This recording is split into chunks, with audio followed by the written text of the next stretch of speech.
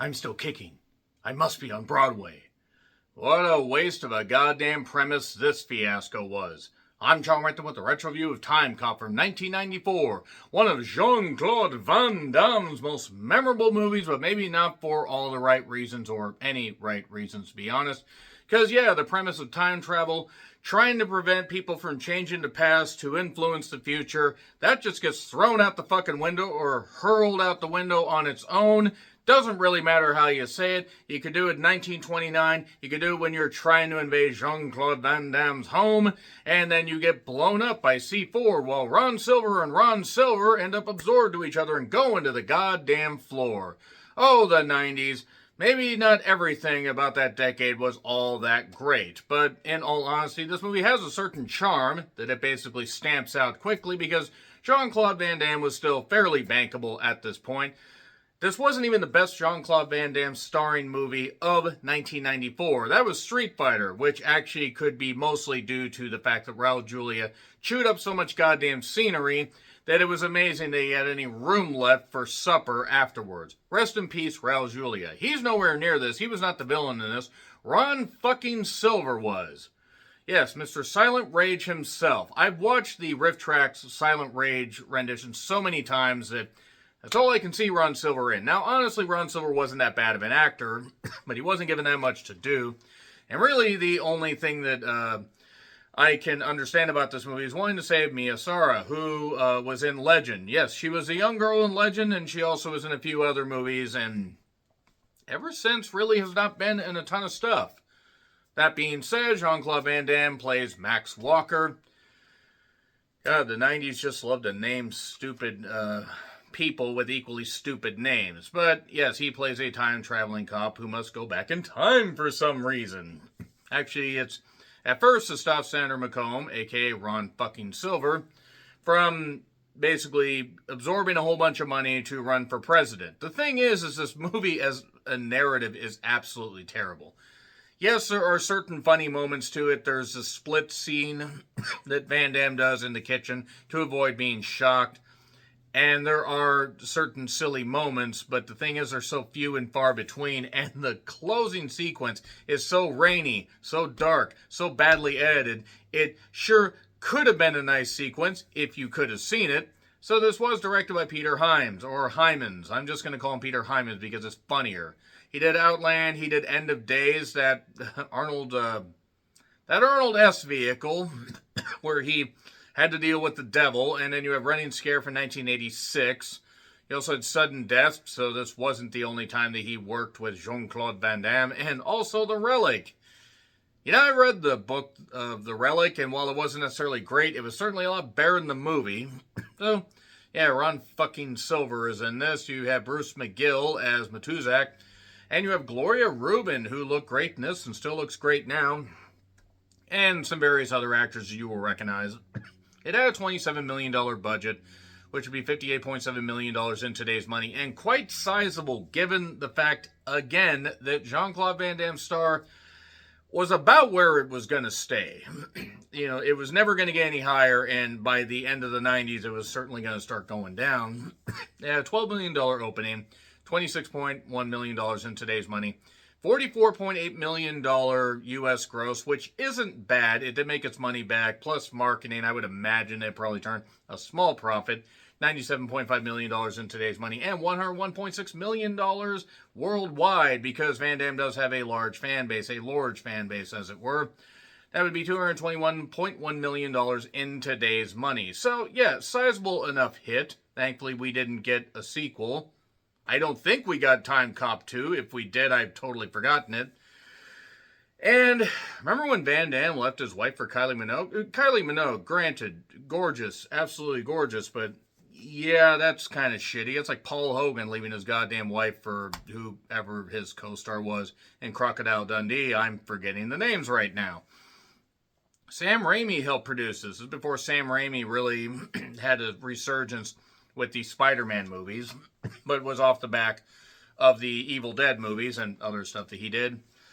So the Civil War opening was kind of cool about this guy wanting to get gold, and then he shot up people with automatic rifles. That actually was okay. Boom. That's an interesting opening. That's fine. We can do that. But then we go right to 2000. Well, we go 1994. At least I assume 1994. In 1994 and 2004 looked the same, the goddamn same, because it was only a 10-year difference. That's right. This takes place in the futuristic year of 2004. I was 23 when that happened. I was 13 when this movie came out. I was 23 in 2004. So we have Dr. Hans. Oh boy, you can always trust the Germans to, invent things or not use for nefarious means. I kid, of course, to my fans or my viewers in Germany. All 5 of you, I assume, that watch this.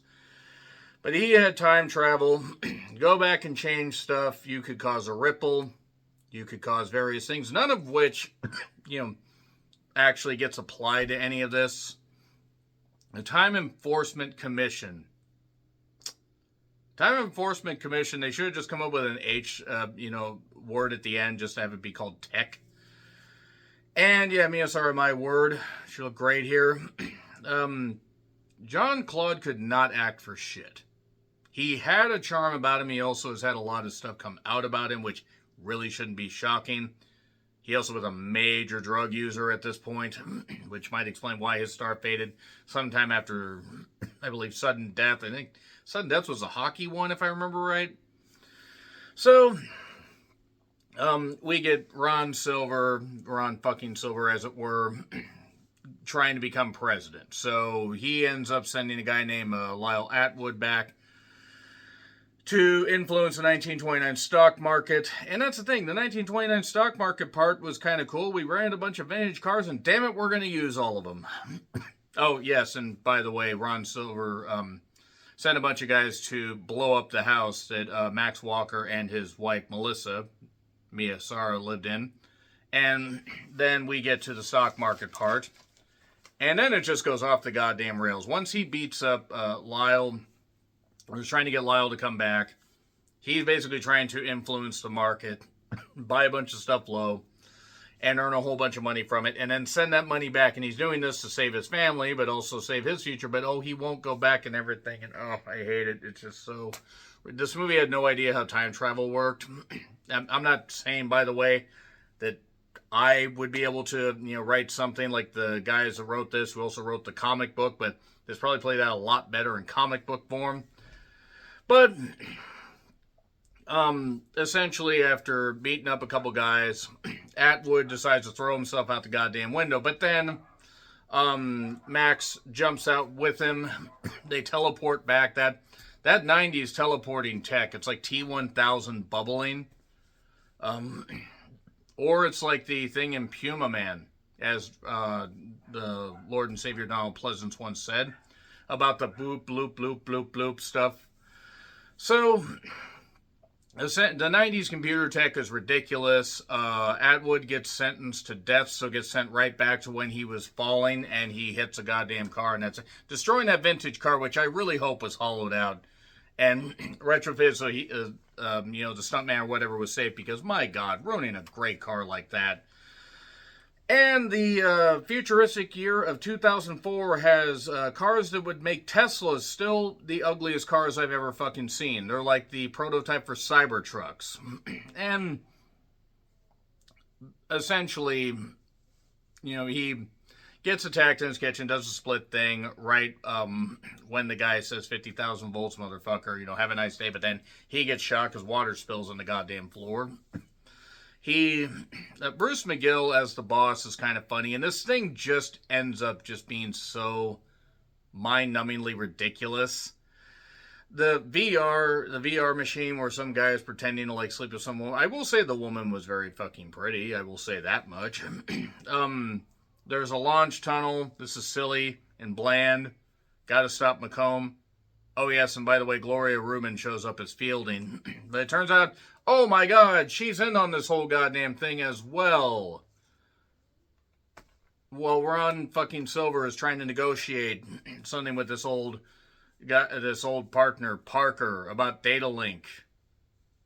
It's just so, it's so simplistic yet so incomprehensibly messy.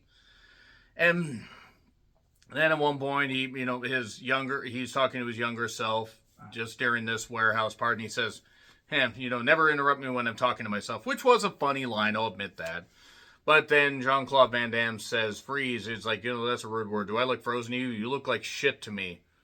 It's about the level of acting you're going to get from Jean-Claude Van Damme. And, yeah, Fielding being in on it, she gets shot. But that leads to something a little bit later on. This one guy gets frozen, or like whatever. Like, I mean, he gets T-1000. His arm gets broken off, and then he gets thrown down, and then Ron fucking Silver travels back to the present, the futuristic year of 2004, I might add. And now, as things are going to get shut down, as Macomb changed the past to take over this data industry, or data link industry, they're going to shut down, but not before he takes this little speedy X-Wing, type thing back through this tunnel to stop this. McGill got shot just as he was going back to 1994. Van Damme, that is. And Fielding is alive. He talks to her and basically is trying to find out some answers. She's like, well, I can't make the trip to Colorado because her family lives in Colorado. Oh, his wife, who had something to tell him earlier, her results are there from her autopsy. She was pregnant. That's the message she was going to give to him. I mean, yeah, I think we all kind of figured that. And Fielding was then killed by someone with a needle full of something into the goddamn, probably a needle full of air. I'd rather take a nap than watch Timecop again. I have seen this like twice, and I thought that, okay, maybe some of it hasn't aged that well. And I will say, a lot of the print, if you get a chance to see this on Amazon Prime, at least as of this recording, a lot of the print looks pretty fucking good. They cleaned that shit up, except for the third act where nothing could have saved it because they forgot to light it. But now he ends up running into Melissa again at the mall, much like he did in the beginning, but now he's 10 years older. He's convincing her, hey, whatever happens, keep him upstairs. I'll take care of this stuff. What? Don't worry. Everything's fine. Except I think she can tell everything's not fine, but whatever. And there are scenes repeating. Keep him upstairs.